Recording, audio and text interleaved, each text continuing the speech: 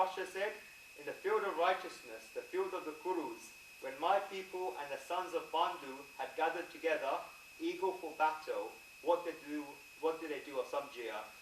Does anyone here not know the background to the Mahabharata? And anyone never seen or heard about the Mahabharata? Okay, that will make my life easier.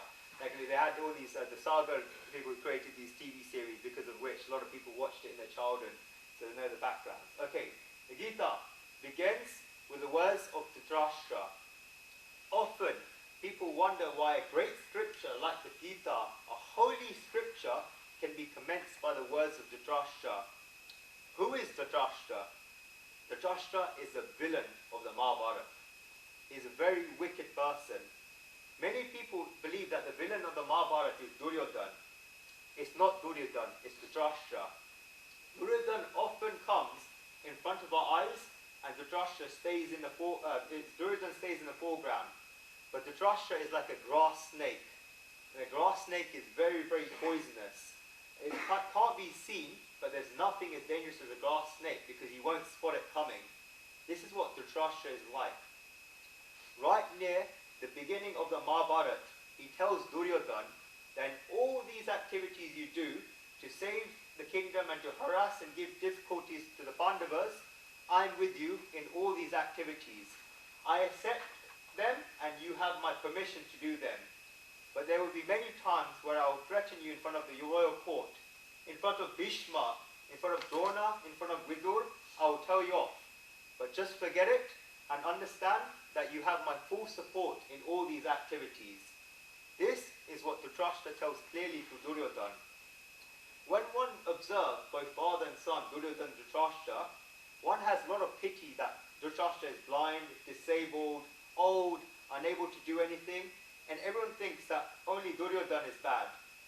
But whatever Duryodhana has done, if his acts amount to a poisonous tree, Guruji said that seed has been grown and watered by Dhritarāṣṭra. The Gita begins with the words of Dhritarāṣṭra, and Dhritarāṣṭra is blind. And it's only the blind person that really needs the Gita. And we're not talking about physical, bodily blindness, but spiritual blindness. Dhritarāṣṭra is a person, as we talked earlier, who chased after belongings, possessions and rights, no matter be it through injustice, through irreligion, and he vowed never to leave these things throughout his life. This is what you call blindness. This is what you call material and spiritual blindness. And it's to remove this blindness why we have the Gita. That's why the first chapter of the Gita is called Arjun Vishad Yog, which is the hesitation and despondency of Arjun. And the Gita, therefore, begins with Dhritarāṣṭra's worry. Dhritarāṣṭra is a very worrisome person, and this important verse describes that worry. The actual meaning of Dhritarāṣṭra is Dhrutam Rashtam Yena Saha Dhritarāṣṭra. Dhritarāṣṭra means someone that has clung on to the kingdom of his country. The Mahabharata is a history. The role of Dhritarāṣṭra has been taken by someone in real life. And of this, I've got no doubt, Guruji has no doubt, but we're not going to dwell in the past. We're going to leave that to the thinkers. Guruji has full faith, Sri Krishna is a historical figure, and he can prove that, and we can prove that later. We will prove that later in the Gita, but we're not going to go into it now. The war of Mahabharata is being fought for many different reasons. In the Mahabharata, the number 18 is of great significance, because in the Mahabharata, there are 18 parts, there are 18 chapters in the Gita. The Mahabharata war was fought for 18 days.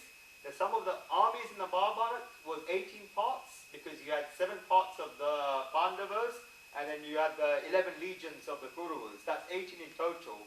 And what you see later in this chapter, when Saṁjaya describes the main charioteers of the Pandavas, there are 18. Also, you want to find out about number 18, I said in the event invitation that the distance between the sun and the earth is 18 times the diameter of the sun. Distance between the moon and the earth is 18 times the diameter of the moon. 1 times 1 to the power of 1 plus 2 to the power of 2 plus 3 to the power of 3 is 108. So many different things. You have 108,000 verses in the Mahabharata. The number of thoughts you have a day measures up to, I think it's the exact number I don't know, but it corresponds with number 1 and 8. You have 108. If you breathe like an average person from the chest, we'll describe stomach breathing, navel breathing later, is 108,000 breaths a day. So many different versions of the number 1 and 8. Why is that number 18 of such significance? To find out the meaning behind this, you have to see that along with the war, the Mahabharata is a sacrifice. And this sacrifice is a life sacrifice. And for its sacrifice, it says in Upanishads, you need 18 Brahmins. In the Chandogya Upanishad, a saint has said very nice thing, Purusho va yagnaha. That means that every person is a sacrifice. Humans are the biggest sacrifice of all. So if there's a sacrifice and 18 Brahmins are needed for the sacrifice, who are these 18 Brahmins? I want you to start counting. 2 eyes, you've got 2 ears, you've got 2 nostrils, you've got the skin, you've got 2 hands, you've got 2 feet, you've got the sexual organ, you've got the excretion organ, you've got the mouth, you've got the speech, you've got the mind, you've got the conscious, and you've got the ego, which makes all of these dance. These are the 18 senses, and they're the 18 elements that are needed for that sacrifice. And this human body is that sacrifice where that soul resides there as a guest. We'll talk about the Atma in detail in chapter 2. The intellect, which I described earlier, is known as the wife of the soul. You see a lot of stories in the Srimad Bhagavad, for example, which are given when they use names for people. Those people represent the soul and the intellect. Even in the Ramayana, you've got Ram, Lakshman and Sita. They have different meanings behind it. Ram is knowledge, you've got Sita is devotion, Lakshman means detachment. And that's why Geeta is always standing between them two.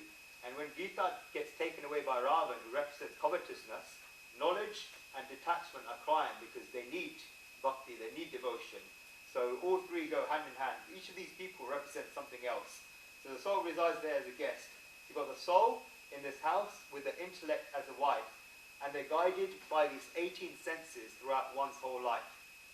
This sacrifice is meant to go on for one's life for a period of 108 years in what we call the Kali Yuga. The saint says that the first part of this sacrifice is 24 years. That's the first 24 years of a person's life. This is the dawn of the sacrifice and the beginning of one's life.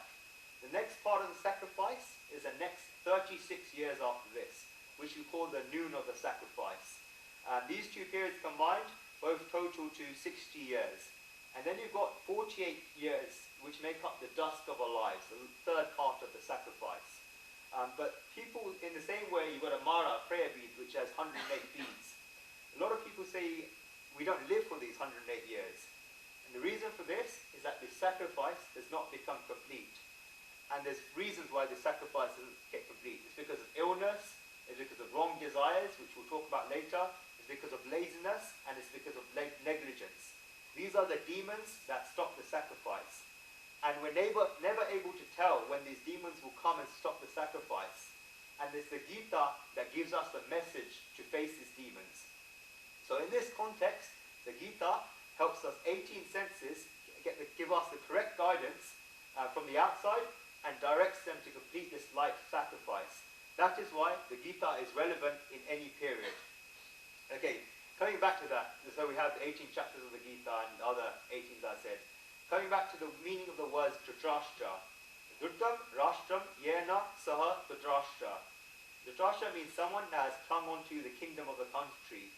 Pandit Sripad Damodar Satkarma, who we mentioned earlier, has said very nicely that when one observes in the Mahabharata, there's always two sides to the Pandavas and the Kauravas. When you look behind the meaning of both these sides, there's Dhrtarāṣṭra, which is the Kaurava side, and Dhrtarāṣṭra. Dhrtarāṣṭra, that means someone who clings on to the kingdom of the country, and Dhrtarāṣṭra, it means someone who's lost the kingdom, which the Pandavas had the kingdom, which was snatched away from them. These are the two sides. So Dhrtarāṣṭra is this deputy who's sitting on a throne, which he has no right to, and which does not belong to him. You may have not read the Mahabharata, but you've seen it on television, so we don't need to elaborate on the story too much. It was Pāndu, who was the Pandavas. He wasn't their biological father, because all the Pandavas were born from one of the gods, Dugunti, but he was it was known as the father. When he went to the forest, he was not well, Pāndu literally means that he was someone that was anemic. He was unable of bearing children. He had to go to the forest. He was not well, so he went with his first wife Madhvi. He gave responsibility for his second wife Kunti and his 5 children to his younger brother Dhrtarāṣṭra. Yudhishthira had already been appointed the crown prince. But Pāndu told him that when Prince Yudhishthira comes of age, then he should be given the throne, and Dhrtarāṣṭra will become the caretaker and the trustee to the throne. But Dhrtarāṣṭra only had one thought in his mind throughout his life, that when Yudhishthira becomes of age, how can I give that throne to Duryodhana and not to Yudhishthira? It's when trustees abuse their position and take things that do not belong to them that you have the Mahabharata. And you've got many Dhritarashtra's like this all over the world. Guruji remembers that when he was giving a discourse in the 1990s, 1991, Saddam Hussein invaded Kuwait. The kingdom of Kuwait didn't belong to Saddam Hussein. Saddam Hussein invaded. Saddam Hussein was a Dhritarashtra of both the 20th century and 21st century. And that's when he tried to grab and take hold of possession of a country that didn't belong to him. And why we have many Dhritarashtra around the world. And whenever there will be Dhritarashtras, we'll always have this need for the Gita. Okay, going back to this verse. What Dhritarāṣṭra has said is very, very important and very clever. And when you look at the Gita, it's a part of the Mahabharata. You've got Madhya Mahabharatam. Because it happens at, Gita happens on this, if you're looking at the Gita, it happens at the beginning of the Mahabharata war. But in the Mahabharata, Vyasji actually applied the flashback technique. The Gita is written in the Mahabharata after the war is actually over, and Saṁjaya faces Dhritarāṣṭra and tells him that Bhishma has fallen. This goes straight to the 10th day of the Mahabharata war, when Bhishma falls. This is when Dhritarāṣṭra was surprised, and he asked about Saṁjaya, what are you talking about? What happened? And hence, tell me Saṁjaya, how did Bhishma fall? Through these techniques of flashbacks, Saṁjaya began describing what happened, for example, how the war started and what happened. After all these descriptions, Dhritarāṣṭra then asked Saṁjaya the question. So, all these descriptions began after Dhritarāṣṭra was made aware that Bhishma had fallen. So, the Gita has always been a part of the Mahabharata, but over time we're beginning to feel that the Gita is being remembered and the Mahabharata is forgotten. There was a time when the Gita was part of the Mahabharata. Now people only remember the Mahabharata when they think about the Gita. So even if the Mahabharata is lost, if you just have the Gita, then you can construct the entire Mahabharata. Therefore this first chapter of the Gita is very important, because it gives you that background to the Gita.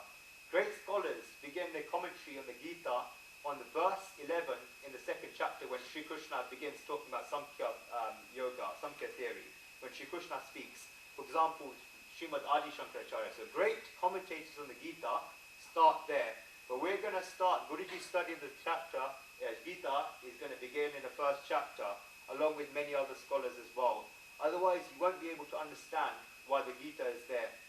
Therefore, this first chapter is a background and the introduction to the Gita. Okay, we must understand Dhritarāṣṭra's words. Dhritarāṣṭra's first 2 words are Dharma Kshetra, Kurukshetra. So if we break with the grammar, it will show you how these 2 words contain the message of the entire Gita.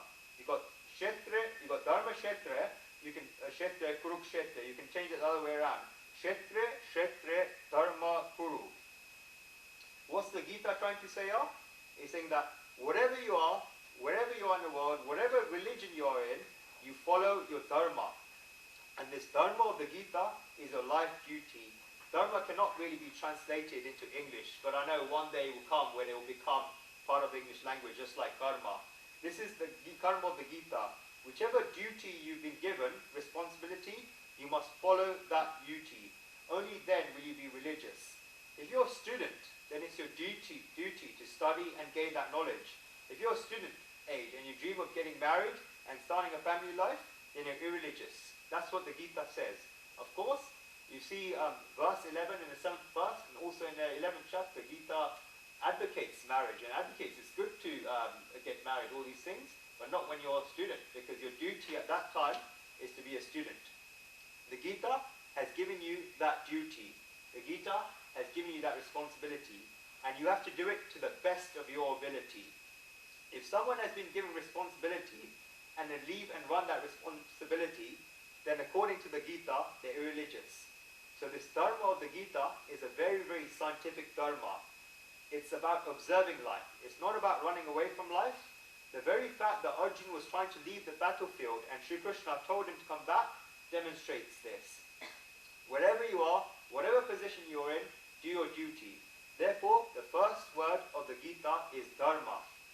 And when the Gita finishes after the message of its 18 chapters, then Saṁjaya says, Yatra Yogeshvara Krishna Yata Pato Janudharandaraya Tatra Shri Vijayo Bhuti Dhruva Nitir Mata Mama. So the last word of the Gita is mama, meaning me. The first word of the Gita is dharma, and the last word of the Gita is mama. Dharma, mama, mama, dharma. This is what the Gita teaches us. Our duty comes before ourselves, and you got the other way around. My duty before me, and my duty. Dharma, mama, mama, dharma. Gita has given dharma a place first, and mama a place last. But in reality, what happens in the world is that mama comes first, and dharma is given that last priority. Therefore, we arrive in that Mahabharata, which is called that war in our lives. This is the very straightforward reason. Okay, so one, you don't have to say no to mama, but just remember that mama comes last and dharma comes first. And you have to understand it in that right order. Dhrtarāṣṭra then says, Samaveta Yutsava, which means gathered together, eager for battle. This he asks in the fourth line. Then he asks in our fourth line, he says, Kim akrutpata Saṁjaya, meaning what did they do Saṁjaya? He himself, Dhrtarāṣṭra said in this verse first, that they had gathered together eager for battle. He knows for certain they haven't been gathered to play cricket, but he still asks, what did they do? So they gathered for war, what did they do? What kind of a quote is that? This question, what did they do, demonstrates the psychology of Dhrtarāṣṭra. Dhrtarāṣṭra, consciously, he did not want the war. In fact, the Dhrtarāṣṭras of the world never want war. Because if you look at the current political climate, if you read newspapers, the incumbent political party never likes to declare an election. Because whichever way you look at it, even if it wins that election, it gets bad press because other leaders will criticize them. It will lose that image. Whereas if it declares an election, it loses power. So either way, an election is never a good thing for a leader, and hence the same thing. Dhrtarāṣṭra, he didn't want to have this war, because he knew that whatever happens, he will either lose his army and win, or he will lose the kingdom. And there's a 50% chance, whatever way, that he would have lost the kingdom, or 50% chance the person would have lost the election. So the same thing. So Dhrtarāṣṭras never ask for war. Dhrtarāṣṭra makes a lot of show for war, he makes a lot of big deal for the war, but he never wishes for the war.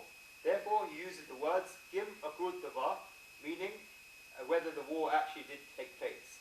He didn't ask for the war. What's Dhrtarāṣṭra's thinking like? It says, Mamaka Pandavaschaiva, my sons and the sons of Pāndu. This is the feeling of me and you and mine. This is the seed of the Mahabharata. This is the root of the Mahabharata. Actually, when you look at it, Pāndu went to the forest and gave Dhrtarāṣṭra the responsibility to look after his sons, to look after them and to raise them. However, Dhrtarāṣṭra always drew the line to divide them.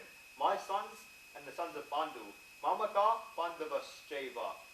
When you have the feeling of Mamaka Pandavaschaiva, or mine and thine in a family, in a foundation, in a society, in a country, or in the world, then know, sooner or later in that family, in that society, that foundation, in that society or the country or the world, there will be Mahabharata at one time or the other. This is the seed of the Mahabharata, mine and yours. This is Dhrtarāṣṭra's thinking. So if you look at this one verse of Dhrtarāṣṭra, then you can see the whole of the Mahabharata from this verse. This is always what Dhrtarāṣṭra has sought. So it's quite a long description of the first verse. So we go on to the second verse.